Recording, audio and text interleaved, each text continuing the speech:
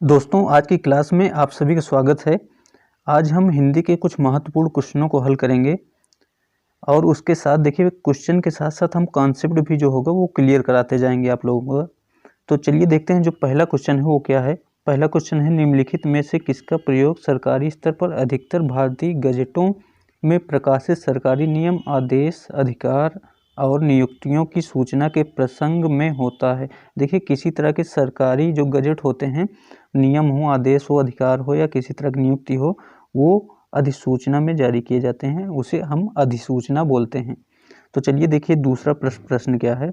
दूसरा प्रश्न है, पृथ्वीराज रासो हिंदी साहित्य के किस काल में लिखा गया। हिंदी साहित्य के किस काल में लिखा गया? तो पृथ्वीराज रासो हिंदी साहित्य के आदिकाल में लिखा गया था, जिसके लेखक थे चंद्र बरदाई। आदिकाल में लिखा गया और इसके लेखक थे चंद्र बरदाई। देखिए अगला क्वेश्चन क्या है। अगला क्वेश्चन है, गौ शब्द का वचन पहचानिए। तो आप लोगों को पता है गौ एक वचन शब्द होता है, एक वचन शब्द होता है।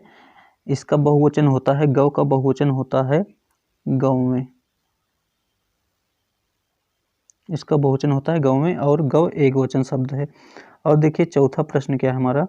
ये प्रश्न है, हिंदी वर्णमाला में व्यंजनों की संख्या कितनी है। तो व्यंजनों की संख्या आप लोगों को पता है, व्यंजनों की संख्या कितनी टोटल है? 33 व्यंजन है, जिसमें आपको पता होगा क वर्ग से लेकर प वर्ग तक टोटल 25 शब्द हैं। और उसके बाद अंतस्थ व्यंजन हो जाता है 4 अंतस्थ व्यंजन।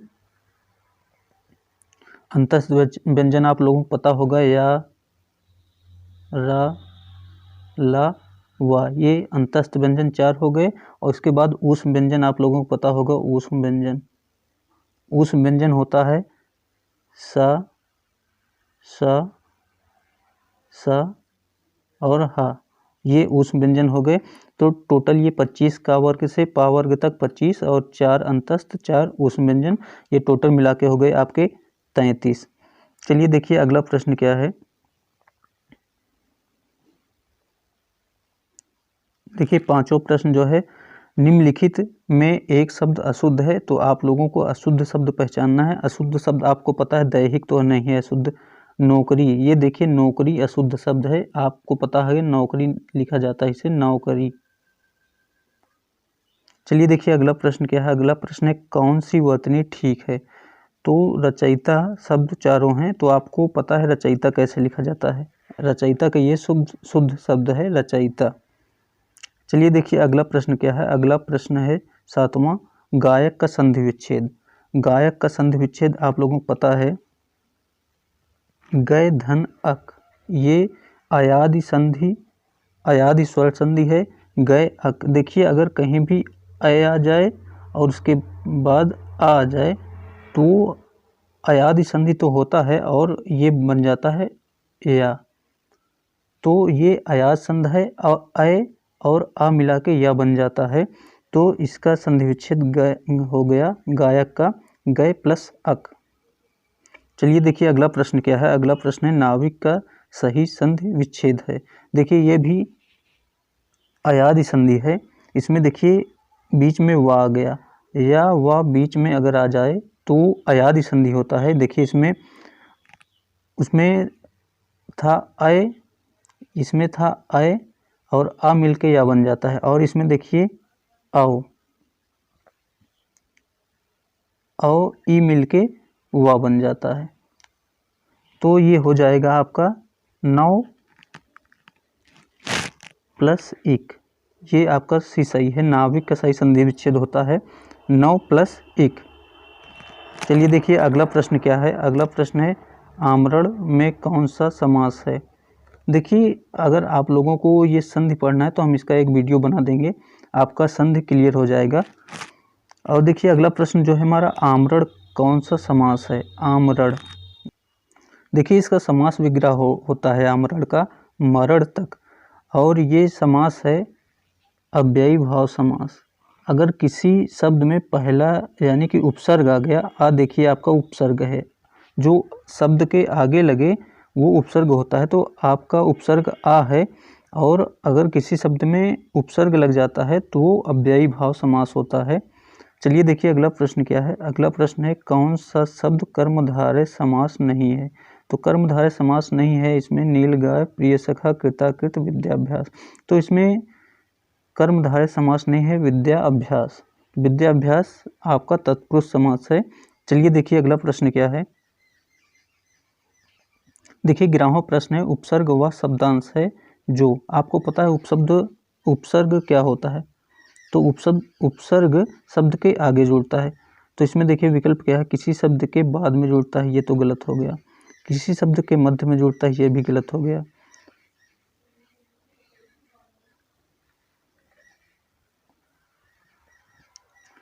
तो देखिए किसी शब्द के आगे जुड़ता है, तो आपको पता है उपसर्ग शब्द के आगे जुड़ता है, तो ये आपका विकल्प सही हो गया, सी वाला। चलिए देखिए अगले प्रश्न पर चलते हैं। तो अगला प्रश्न क्या है, अलंकार में किस उपसर्ग का प्रयोग किया गया है। तो आप लोगों को पता है उपसर्ग का प्रयोग होता है शब्द के आगे। तो शब्द के आगे अलंकार में कौन शब्द है, अलम। देखिए अगला प्रश्न 13वां प्रश्न है हमारा, प्रत्यय होता है। तो प्रत्यय आपका एक वाक्यांश नहीं होता, क्योंकि वाक्य के साथ नहीं जुड़ता, ना पद्यांश होता है। देखिए शब्दांश होता है, किसी शब्द के पीछे जुड़ता है। आप लोगों को पता होगा प्रत्यय जैसे उपसर्ग शब्द के आगे जुड़ता है, वैसे प्रत्यय शब्द के लास्ट में जुड़ता है, अंत में, और एक शब्द का अंश होता है, तो वो प्रत्यय होता है।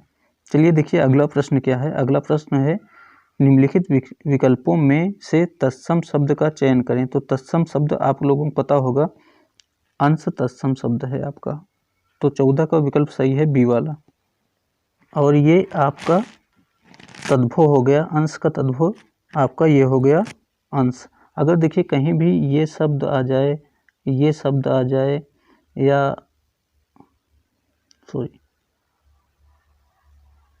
ये शब्द आ जाए, ऐसे शब्द हमेशा तत्सम होते हैं। तो चलिए देखिए अगला प्रश्न क्या है। ऐसे शब्द जो संस्कृत और प्राकृत से विकृत होकर हिंदी में आए हैं उन्हें कहते हैं। देखिए ऐसे शब्द जो संस्कृत और प्राकृत से विकृत होकर हिंदी में आए हैं उन्हें कहते हैं तद्भव। और जो संस्कृत का ही शब्द हो उसे वैसे ही प्रयोग किया जाए वो होते हैं तत्सम। जो संस्कृत ही हो उसे तत्सम कहते हैं, और जो संस्कृत से या प्राकृत से विकृत हो शब्द हों उसे तद्भव शब्द कहते हैं। चलिए देखिए अगला प्रश्न क्या है। अगला प्रश्न है निम्नलिखित में से गेहूं शब्द का तत्सम शब्द कौन सा है।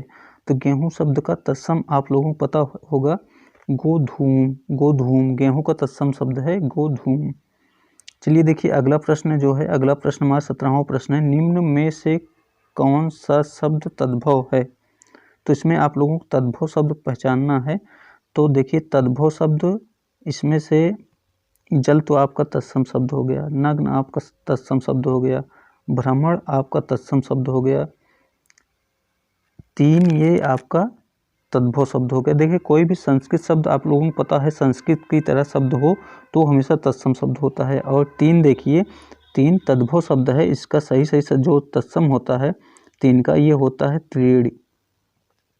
तीन का तद्भव होता है त्रिड़ी, तत्सम तीन का तत्सम होता है त्रिड़ी और तद्भव शब्द है तीन। तो चलिए अगले प्रश्न पर देखिए 18वां प्रश्न हमारा, निम्न में से संज्ञा शब्द है। तो संज्ञा आपको पता है संज्ञा किसे कहते हैं। संज्ञा ऐसे शब्द होते हैं जैसे किसी व्यक्ति, स्थान, वस्तु, नाम, गुण, धर्म, स्वभाव आदि का बोध कराएं। आपने बचपन में बहुत बार पढ़ा होगा संज्ञा किसे कहते हैं। किसी नाम, व्यक्ति, वस्तु, स्थान, गुण, धर्म, स्वभाव ऐसे कोई भी शब्द वो संज्ञा होता है। तो इसमें देखिए ये क्या है आकाश, ये आपका संज्ञा हो गया।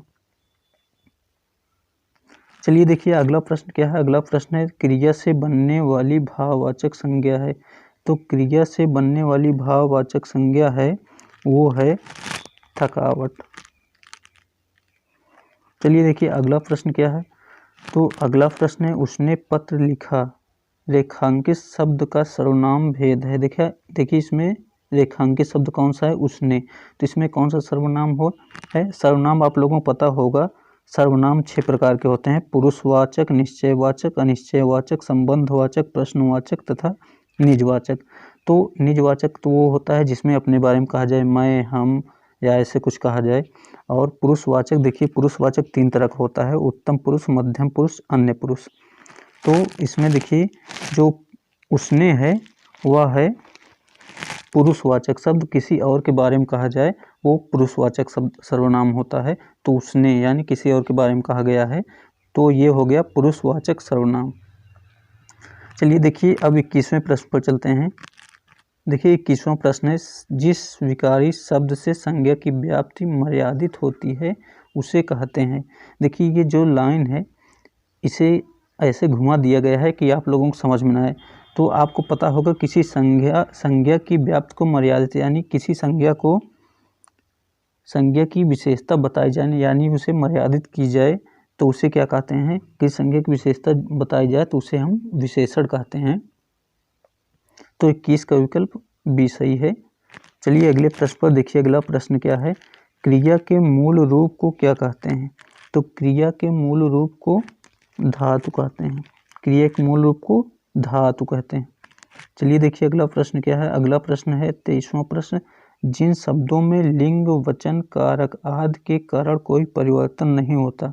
देखिए अगर कोई शब्द ऐसा हो जिसमें किसी तरह परिवर्तन ना हो पाए, किसी उसका न लिंग बदला जा सके ना उसका वचन बदला जा सके यानी किसी प्रकार का परिवर्तन ना हो तो उसे क्या कहते हैं, उसे कहते हैं अव्यय। अव्यय ऐसे शब्द होते हैं जिसका परिवर्तन नहीं किया जा सकता। तो चलिए देखिए अब अगले प्रश्न पर, अगला प्रश्न है 24वां प्रश्न, राम धीरे धीरे पढ़ता है में कौन सा अव्यय है। देखिए आप लोगों को पता होगा पहले तो धीरे धीरे ये आपका अव्यय हो गया, क्योंकि धीरे धीरे का देखिए आप लोग ना इसका लिंग बदल सकते हो, इसका यानी कि इसको चेंज नहीं कर सकते हो, आपका अव्यय हो गया धीरे धीरे। अब पूछ रहा है में कौन सा अव्यय है, तो कौन सा अव्यय है, देखिए ये विशेषता बता रहा है क्रिया का, क्रिया क्या है पढ़ता, तो पढ़ता क्रिया है और क्रिया की विशेषता बता रहा है तो आपका ये हो गया क्रिया विशेषण अव्यय, यानी जो क्रिया की विशेषता बताए वो क्रिया विशेषण अव्यय हो गया।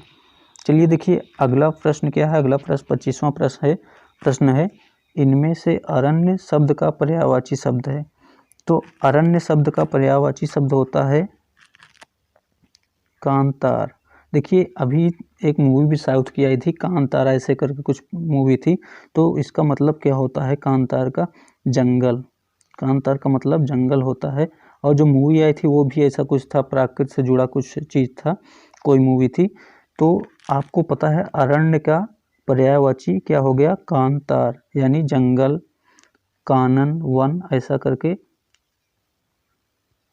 इसके पर्यायवाची हो गए कानन, वन, जंगल, अरण्य, कांतार।